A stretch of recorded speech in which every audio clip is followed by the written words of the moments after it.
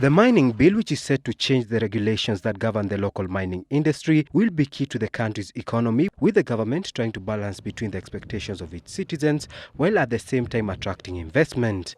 The bill has received the approval of the Commission on the Implementation of the Constitution (CIC), with provisions for revenue allocation to both counties and host communities, as well as the creation of a sovereign wealth fund to be known as the Mineral Sovereign Fund to invest earnings for future generations. The royalties from the minerals will be, as the bill stands now, is for 75% to the national government, 20% to the county government, and 5% to the communities.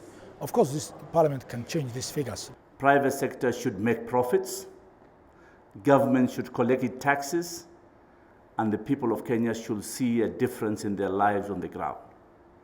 If we can balance those three, then we are in business. This aside, mining companies are seeking to have several tax regulations changed, including withholding tax and tax on joint ventures. Some of them are feeling, what do I do? This law has caught me in. If I get out, I'm taxed on the gross. If I stay in, I don't have money to continue developing. So maybe they're left looking for debt capital, which is expensive, and not many people want to invest in mining. It's a bill.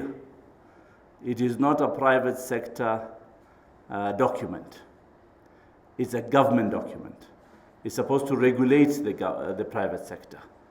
A key component of the bill is a requirement that Parliament reviews all mining agreements before the government and mining companies receive approval to exploit any natural resources.